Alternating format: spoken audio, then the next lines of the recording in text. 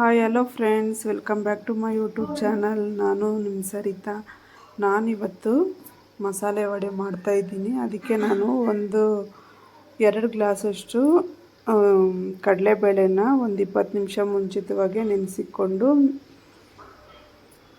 ಅದನ್ನು ನೀಟಾಗಿ ಮಿಕ್ಸಿಗೆ ಹಾಕ್ಕೊಂಡು ಇಟ್ಕೊಂಡಿದ್ದೀನಿ. ನೋಡಿ, ಜಾಸ್ತಿ ನುಣ್ಣಗೆ ಮಾಡ್ಕೋಬಾರ್ದು, ಸ್ವಲ್ಪ ತರ್ತರಿಯಾಗಿ ರುಬ್ಕೋಬೇಕು. ವಡೆ ತಿನ್ಲಿಕ್ಕೆ ಚೆನ್ನಾಗಿರುತ್ತೆ.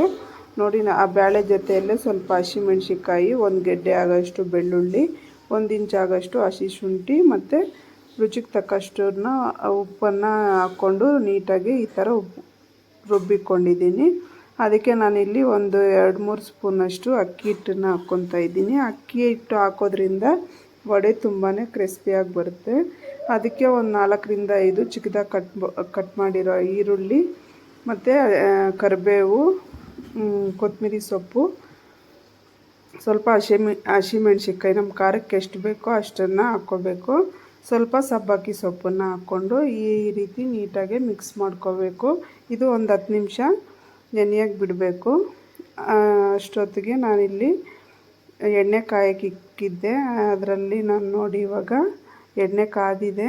ಸ್ವಲ್ಪನೇ ಈ ಥರ ಒಂದು ಪ್ಲಾಸ್ಟಿಕ್ ಕವರ್ ಹಾಕ್ಕೊಂಡು ಒಂದು ಕೈಗೆ ನೀಟಾಗಿ ತಟ್ಟಿ ಈ ರೀತಿ ಹಾಕ್ಕೋಬೇಕು. ನಾವು ಬೇಳೆ ರುಬ್ಕೊಂಬವಾಗ ನೀರನ್ನು ಹಾಕೋಕ್ಕೆ ಹೋಗ್ಬಾರ್ದು. ನೀರನ್ನು ಹಾಕಿದ್ರೆ ವಡೆ ನೀಟಾಗಿ ಬರಲ್ಲ. ಈ ಥರ ಹಾಕೋವಾಗ ಮುರ್ಕೊಬಿಡುತ್ತೆ. ನೋಡಿ, ಇವಾಗ ಮೀಡಿಯಮ್ ಫ್ಲೇಮಲ್ಲಿ ಇಕ್ಬಿಟ್ಟು ಸ್ವಲ್ಪ ಗೋಲ್ಡನ್ ಕಲರ್ ಬರೋವರೆಗೂ ನೀಟಾಗಿ ವಡೆನ ಈ ರೀತಿ ಫ್ರೈ ಮಾಡ್ಕೋಬೇಕು. ನಾವು ಈ ರೀತಿ ಸ್ವಲ್ಪ ಕೆಂಪಗಾದ್ಮೇಲೆ ಉಲ್ಟಾ ಮಾಡಿಕೊಂಡು ಒಂದು ಸ್ವಲ್ಪ ಗೋಲ್ಡನ್ ಕಲರ್ ಬಂದಮೇಲೆ ನಾವು ನೀಟಾಗಿ ಬೇಯಿಸ್ಕೊಂಡು ಎತ್ಕೋಬೇಕು. ಸಿಂಪಲ್ಲು, ಮಾಡೋದಂತೂ ತುಂಬಾ ಸುಲಭ, ತಿನ್ನಲಿಕ್ಕೆ ತುಂಬಾ ಟೇಸ್ಟಿಯಾಗಿರ್ತವೆ. ಈ ಥರ ಒಂದು ಸಲ ಟ್ರೈ ಮಾಡಿ. ಇನ್ನು ನನ್ನ ಚಾನಲ್ನ ಯಾರ್ಯಾರು ಸಬ್ಸ್ಕ್ರೈಬ್ ಮಾಡಿಲ್ಲ, ಪ್ಲೀಸ್ ಸಬ್ಸ್ಕ್ರೈಬ್ ಮಾಡ್ಕೊಳ್ಳಿ.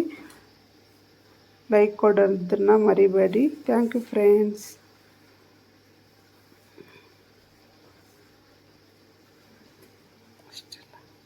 ಹೇಗಿದ್ದೀರಾ?